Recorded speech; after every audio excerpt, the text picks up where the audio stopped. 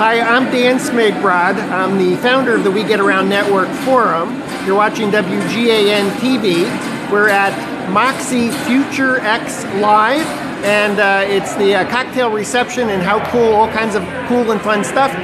Just had a chance to bump into Gaspar. He is the founder of Project Ghost. Correct. And tell me about Project Ghost and what's happening behind me. Okay, so basically Project Ghost Studios is a Kennesaw-based content development studio for VR. As of 2 weeks ago, we finally launched our first commercial product for the FutureX Omni, which is the device that you see right behind you, which is an omnidirectional treadmill. So basically a device like this, what allows the player to do is to be able to move in large amounts of space, of game space, without having to use teleportation or other, I don't want to call them gimmicky, but other artificial ways of movement through large terrain. So this device approximates the feeling of walking. It tracks your movement, and you can also use it decoupled, so you can actually be moving in one direction while looking at a totally different area at the same time. And it's ideal for games where you're either doing high movement, esports type of games, and also games where you want to explore large spaces. And so this gentleman has a Vive an HTC Vive on. Mm-hmm. This device is called the Omni 360. It's called the Omni, which stands for the Omnidirectional Treadmill. Yes. And the company that makes it is FutureX. And the way it works, let me go ahead and let me grab this. I can illustrate clearly. Right now you basically, on top of these shoes, you put a tracking pod. This tracking pods basically detect your movement in your feet. So basically one step translates to 1 unit of movement inside the game space.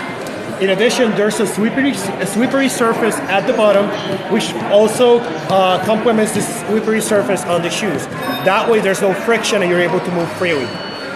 On top of here, right here, you have this ring, which not only serves as a support mechanism, but it also tracks the direction the player is facing and where he's leaning. For example, if the player now would lean backwards and start taking steps, it will start acting as a back pedal mechanism, so you start moving backwards. Wow. It also can be used for strafing as well, but the most important part of it is because it knows your orientation in 3D space is no longer tied to the helmet, so you can run in one direction while looking in a totally different direction. So now you can basically strafe in real life. Like a lot of people, like when they play VR games, they think about strafing as a horizontal movement, but people in the real world don't move that way.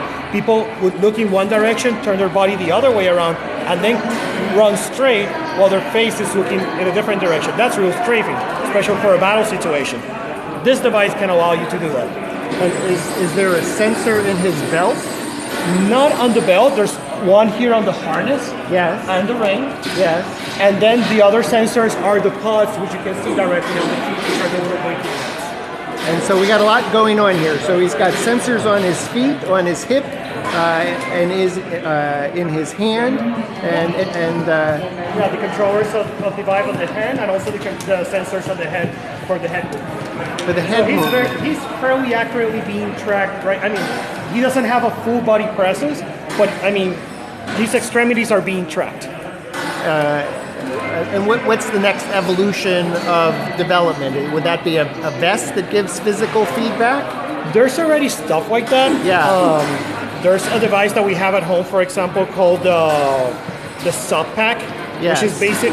It's for all intents and purposes, it's almost like a subwoofer that you put on your back. Yeah. So you could basically have a game that whenever you get hit, you send a low frequency emission of sound, which might not even sound like anything on your headphones, but it will create a response on your subwoofer that will create like a bump. Yeah. So there you already have feedback like you're being hit. So I know we're at the end of the show and it's completely empty here, but I could imagine that people wait hours actually to play this. What has been your experience in terms of the reaction at trade shows? Definitely, we've had trade shows where we've had AAA content which are very well funded, even from large corporations like your Googles and your Amazons or whatever. And sometimes we even fill up our allocated time slots before them, but it's not really about the content. Our content is not bad, but I'm not gonna say that our content is, groundbreaking.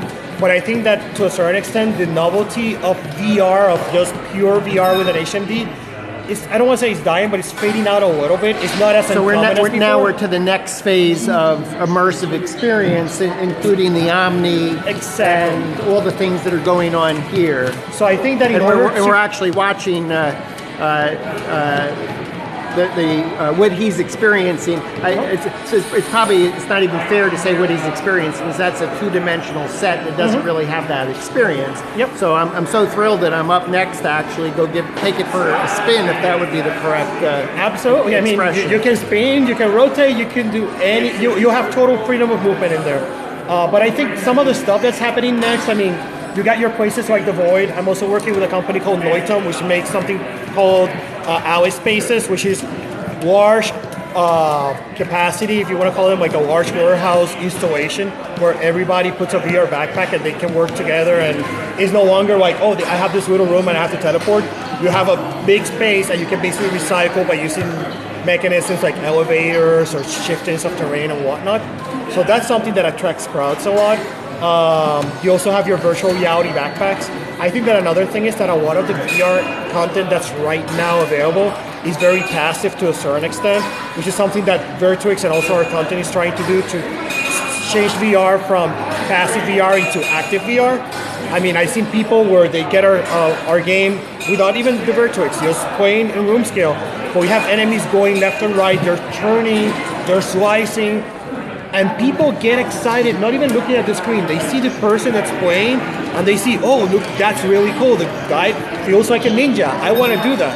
So I think that as we start moving also through, pushing the boundaries of VR, instead of playing it safe, trying to take some creative risk with it, I think we're going to be able to accomplish the quality and killer app content that we're looking for to push VR even further.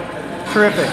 So we've been visiting with Gaspar, founder of Project Ghost, and having one of the attendees here at Moxie FutureX Live, using the Vive, HTC Vive, Steam VR, the Omni. What am I leaving out? Controllers. Am I missing anything else out? Nope, you got pretty much everything. Okay, almost time for me. I'm Dan Smigrod, and you've been watching WGAN-TV.